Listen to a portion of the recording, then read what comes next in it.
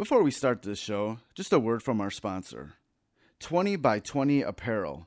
Founded in 2015, 20 by 20 Apparel brings original tributes to pro wrestling's classic arenas, moments, and events. They look to spotlight the bloopers, bleeps, and body slams along with the biggest, smallest, strangest, and strongest that pro wrestling has had to offer. Along with their awesome line of pro wrestling apparel, they do offer many services. In the world of wrestling, there are hundreds of shirts, promotions, flyers, social media accounts, and ads. Don't get lost in the sea of parody shirts and display fonts. They can provide professional graphic design services at a reasonable price.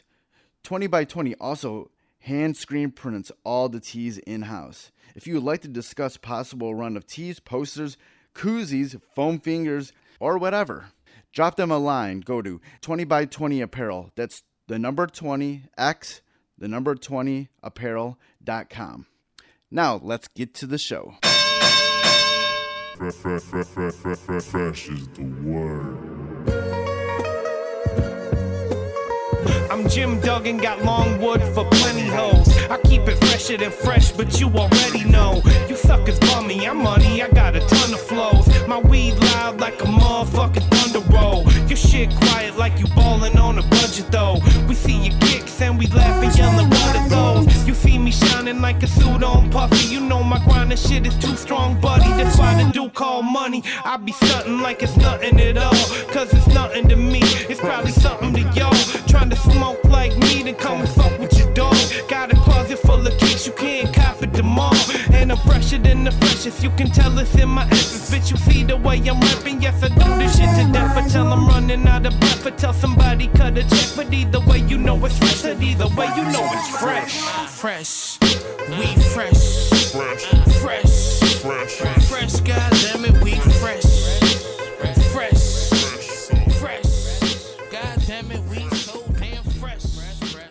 Welcome to the Fresh is the Word podcast. I'm your host, Kelly K. Fresh Frazier.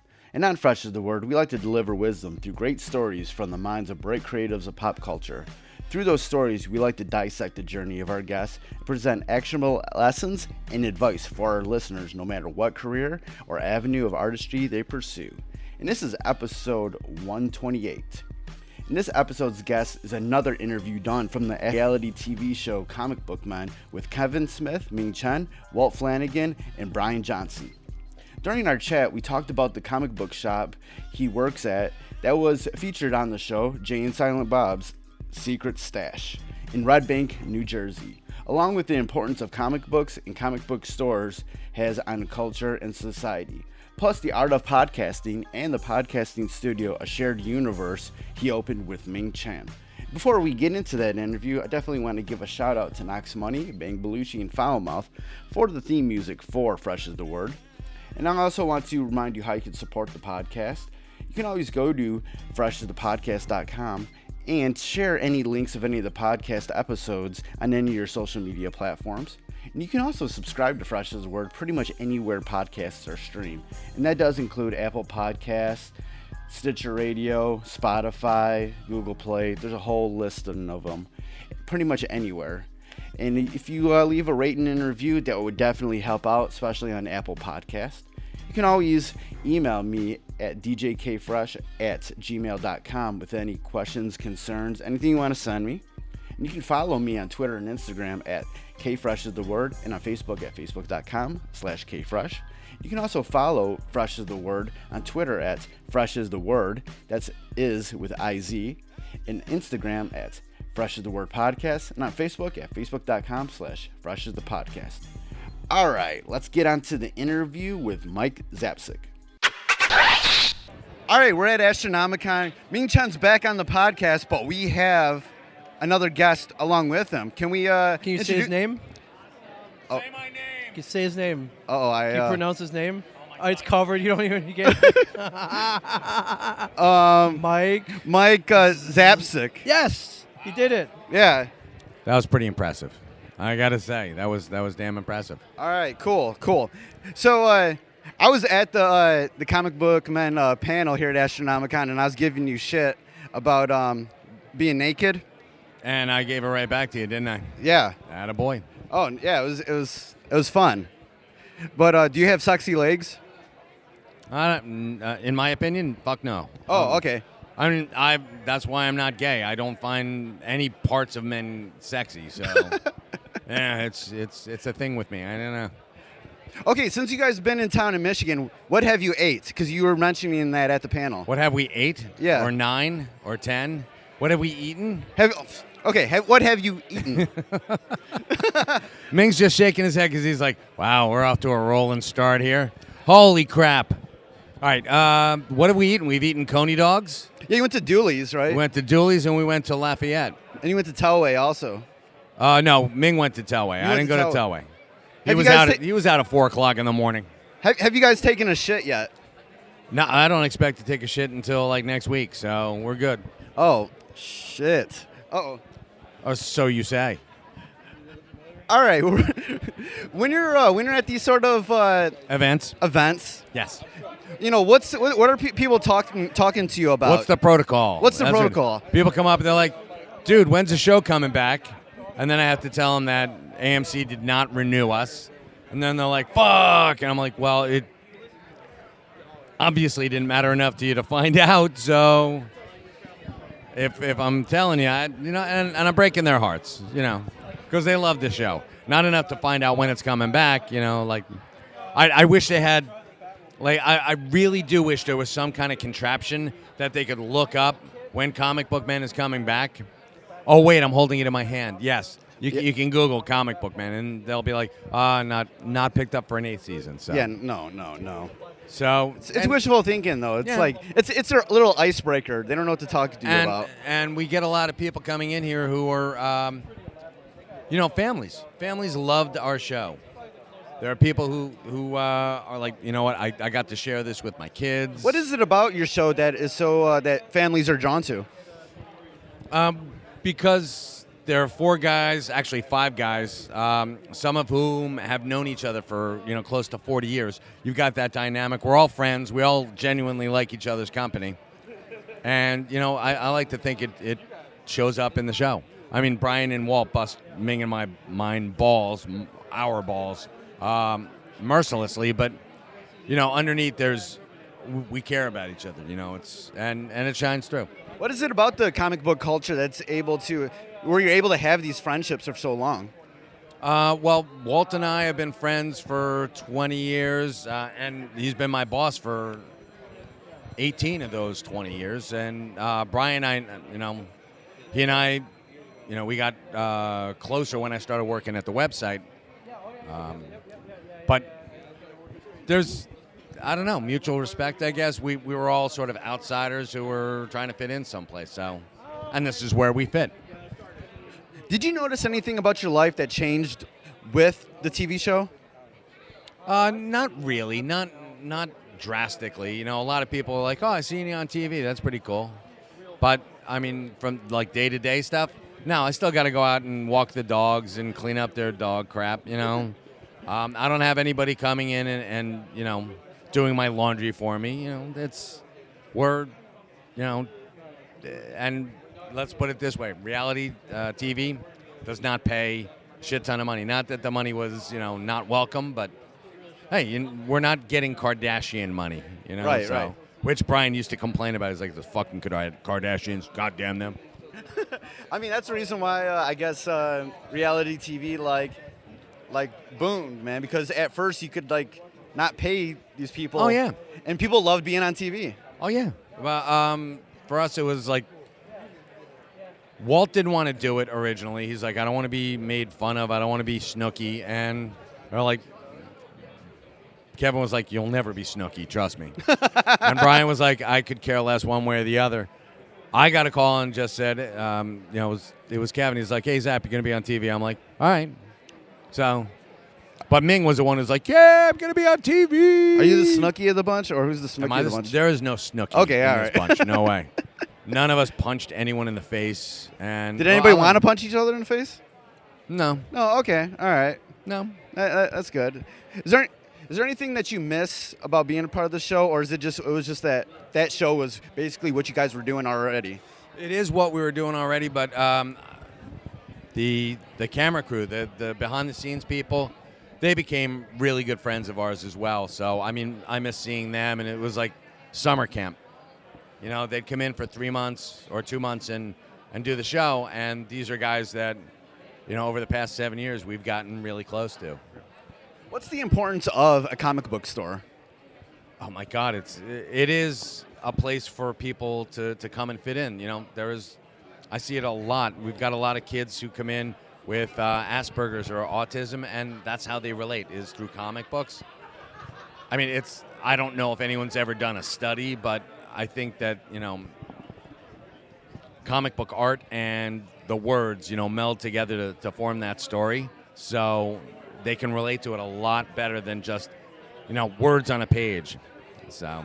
Right, yeah. When you're reading comic books, you're using both sides of the brain. Right. So when you're like when your brain's working differently than most people, maybe that's a better form of media, of entertainment than for the regular people out there, you know? Oh, absolutely. I think you hit it right on the head. Right. With it's ever-changing comic book culture, and at times it can be really difficult for comic book stores to stay in business. You know, what does a comic book store need to do these days to stay in business, to be successful? Have Kevin Smith buy it, and that's have Walt Flanagan run it, and then hire me to be Walt Flanagan's Have right celebrities? hand. No, I don't think it's celebrities. No. That's really far down on the list. But I think that part of it is just being aware of what you can sell and not getting in over your head. A lot of people do that. They buy way too much stock. And, and I don't mean like stock, like stocks and bonds, but I'm talking about inventory, inventory, having like as cool as that Daredevil statue is, or as cool as that Squirrel Girl statue is, how many people are going to, be like, oh, I'm going to drop, $250 on Squirrel Girl. Yeah, it may look good in your store, but is anybody going to buy it? Odds are probably not, but you go for what you can sell. Right. What about the diversity in your inventory? Sort of like games, video games, or whatever. What else? We don't do any of that. We're comics and toys and posters and Kevin Smith stuff. So that's also a big help. What's the importance of the sort of personalities of the people who actually work in the comic book store? What's the importance of that? Well, you got to be friendly. I mean, these people are coming in and first and foremost, no matter what, a comic book clerk is a salesman.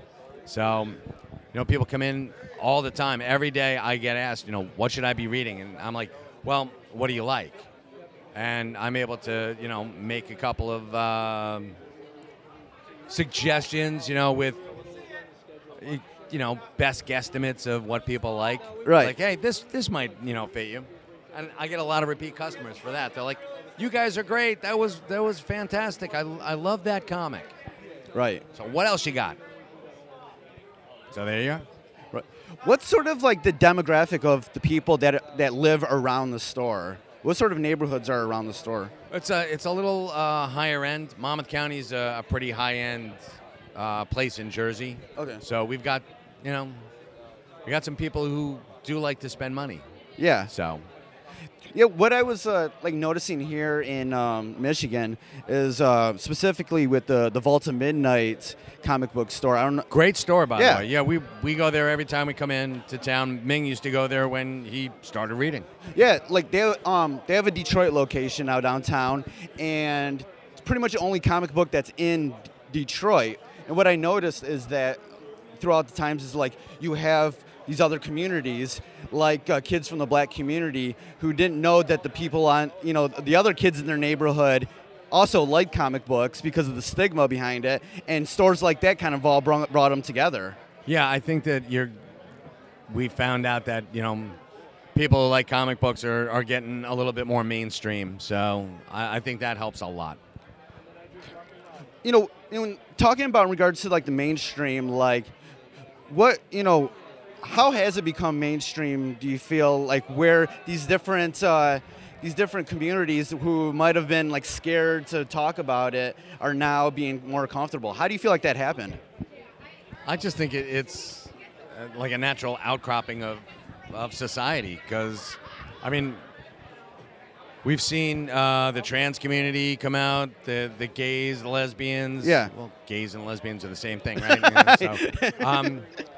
And tolerance. I mean, that's pretty much what comic books are all about, is about being tolerant of people who are different. The X-Men is right up at the top of that list. Yeah.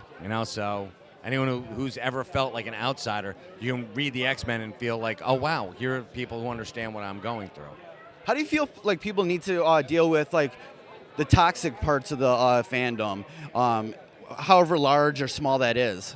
I'm not smart enough to figure out the answer to that question. If I did, I'd probably get a Nobel Peace Prize, because there's so many people who. I think we've gotten into a culture that's a little too politically correct. I think that a joke sometimes is just a joke. There's no malice behind it. And if there is malice in something that a comic book does, we do take appropriate response to it. Like the X-Men Gold issue 1 with those anti-Semitic remarks, they came down on that like a ton of bricks. Yeah. So, and that guy hasn't been working for a while. Right. And I don't think he'll be working ever again, in the comic industry at least. Or even with, like you say, when we're getting more women characters, more characters from the LGBT community, but when you have fandom who are having an outcry about that doesn't like that sort of thing, how do you sort of rebel against those sort of people?